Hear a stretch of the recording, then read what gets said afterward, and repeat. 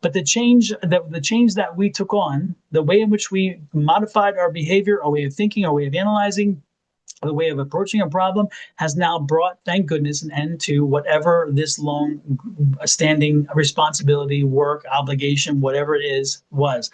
Welcome to Cards and Constellations with Bonnie Morris and Don Rumor Rivera from Sonoran Mystic Tarot. Here, we blend astrology and tarot to guide you through the twists and turns for the week ahead. Don't forget to hit subscribe and share. Let's dive into your cosmic journey together. Hello. The moon this week on Friday, the 1st, August 1st, we have the first quarter in Scorpio at 27 degrees 33 minutes. Now remember, during the first quarter, we do all the work on whatever project you've chosen. And to find that out, we step back and find the new moon in Scorpio.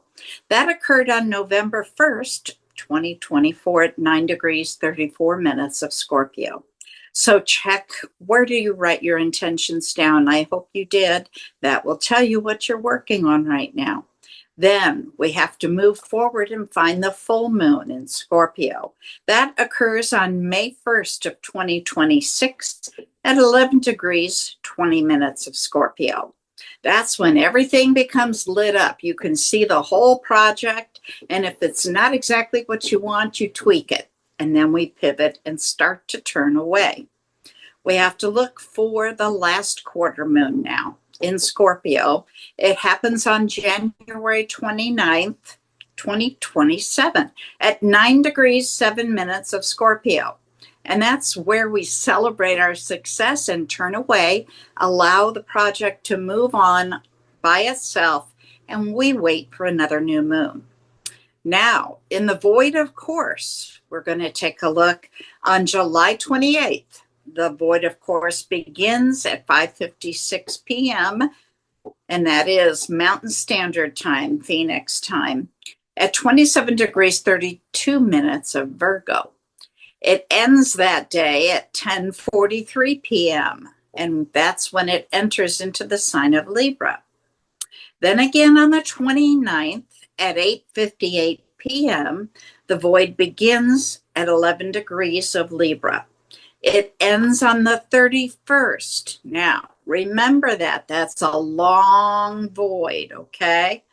It ends on the 31st at 10:25 a.m., and that's when it enters into Scorpio. I'll pause here and remind you, during a void, you never start a project because it likely will have to be redone.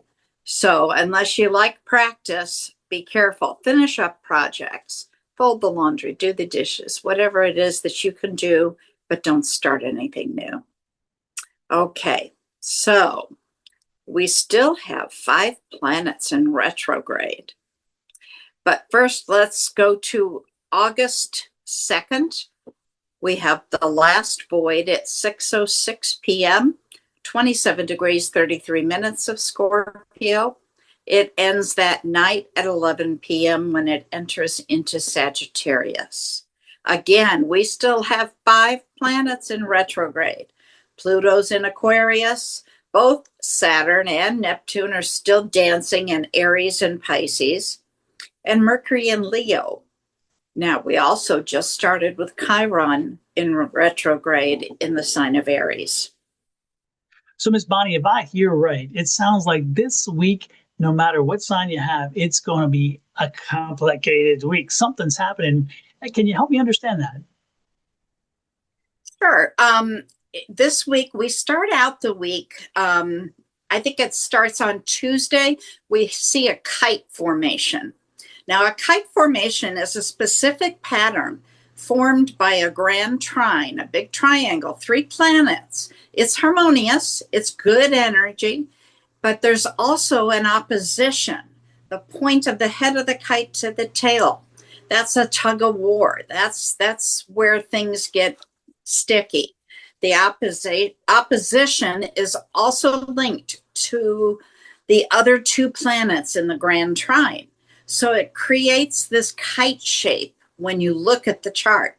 At the end of the week, it gets even more complicated. We have 2 kites, and they're pulling us in 2 different directions. I don't want it. I don't want it. There's And then you also, have these long voids that have been yeah, growing longer and longer. And you, like you said before, about 2 weeks ago, we had one of the longest voids you'd seen. And this week, once it's again, even we have an exceptionally long void. Yep, absolutely. And of course, there are also a lot of squares. Now, squares in a chart means that you have to act on something. If you don't, things are going to get real sticky. So, yeah, it is a real complicated week for everyone. Oh my gosh. Then I guess we better get into the individual reading and see how this coordinates with the next sign up. Hello there, Pisces. Look at that. I'm getting there, Dawn. Your ruling planet is Neptune, and this week it's in a conjunction with Saturn at the head of Kite. Now, this conjunction merges imagination and structure, though the balance depends on which planet is taking the lead. Now, we've talked about this in the past weeks. When Saturn is more prominent, individuals can actually channel your dreams, a meaningful, grounded effort. If Neptune is dominating, you may feel overwhelmed or struggle with the clarity. At its best, this conjunction will inspire spiritual or creative dedication when guided with healthy boundaries.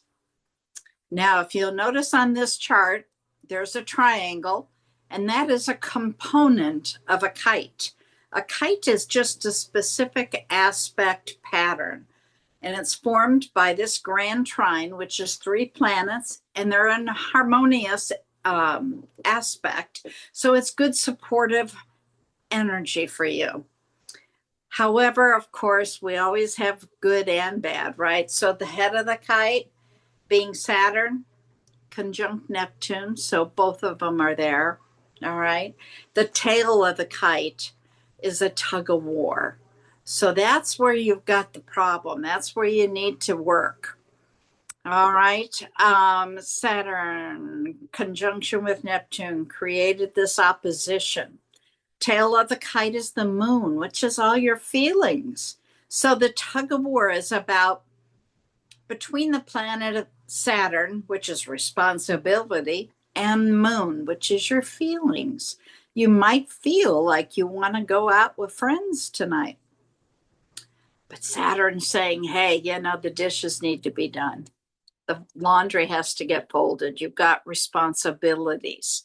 So you've got both of them tugging at you, and you have to figure out how to compromise that.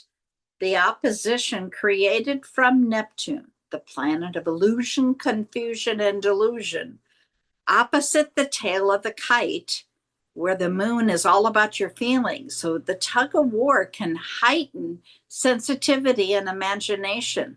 You may feel pulled between emotional reality and idealized vision. You may sometimes escape into fantasy or idealism when reality feels too harsh.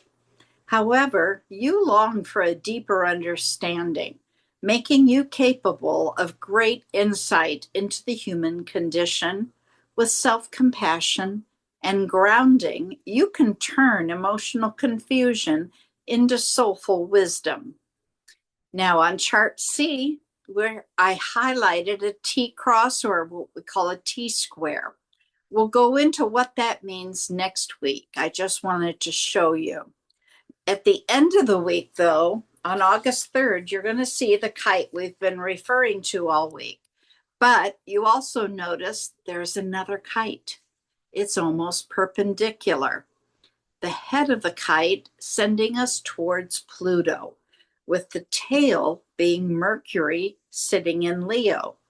So that tug of war is between the planet of transformation and change and Mercury, the planet of thoughts and ideas and communication and technology. And he's in retrograde, just FYI. So is Pluto.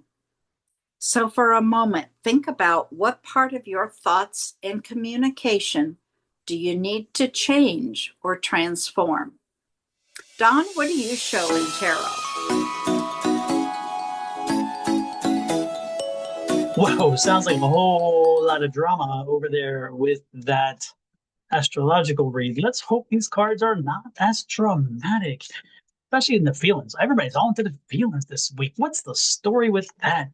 But let's explore. Who knows? Maybe this will be a feeling moment too. Who knows? I don't know. Here we go. First card out. Ooh, oh my goodness. I love it. Ten of Swords. Ten of Swords. I love it. It's closure. So I love that feeling. So there is closure.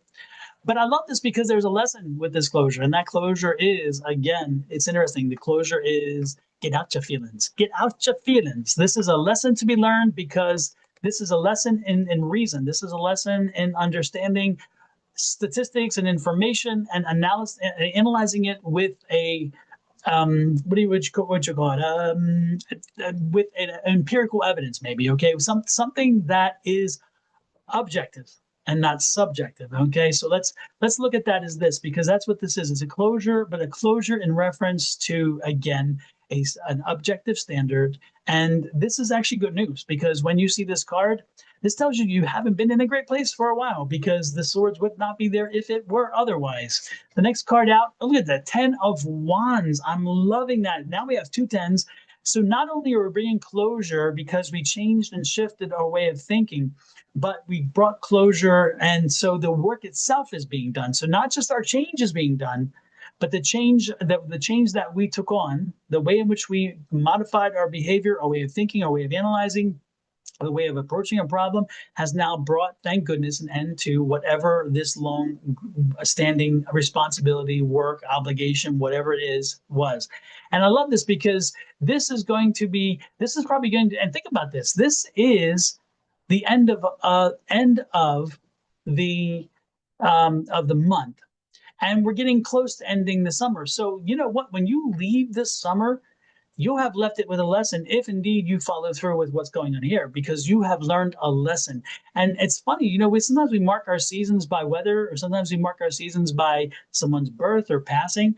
This could be your marking of this season by a growth experience, an opportunity where you were tested, where you rose to the test, and you actually gained from having the experience. I'm loving this too, because the Judgment card follows this. So Judgment card says you've done some great things, you worked hard, you put the work in, and you're seeing the results of the work. Now, this is not the negative side of the Justice card, because this, again, those 10 cards say you busted your butt, you did the work. So the Justice card saying, yeah, good things are coming to you. And ultimately, time to celebrate. That 9 of Cups. The 9 of Cups comes out and says, yep, let's celebrate. And I love that the 9 of Cups is there, because it's also saying, let's take a look back and let's look at and let's do an inventory of where we came from, what we've learned. So we're going to lock it in our database so we don't have to relearn this again. So we're locking it in as we celebrate. A wonderful energy this week. And I love this too, because the page comes in and the page is like, you know what? Get ready for the next thing because you are prepared. And I'm loving that. Now, the underlying energy for your environment this week is a little different. It's pessimism and negativity.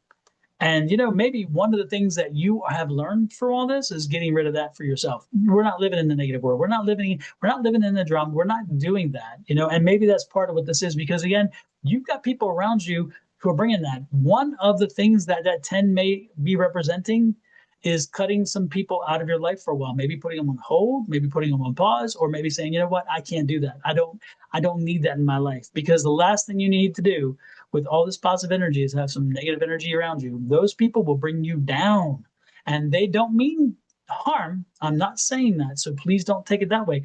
They just are negative. And when they are negative around you, guess what you're going to do? You're going to slowly slip into the negative, because it's easier to be negative because we are biologically wired that way because of fight or flight, that fear factor, you know. So don't do that. Don't allow yourself to do that this week. Make sure that we don't buy into the negative. Make sure we bring closure. Make sure we decide whom stays and goes, what stays and goes, and then we move forward. And in the end, we celebrate an amazing lesson that we will use over and over again as time comes in the years ahead of you. With that said, Ms. Bonnie, how does that resonate with that astrology reading you just gave us? Well, I did say that they long for a deeper understanding and that you are capable of great insight into the human condition.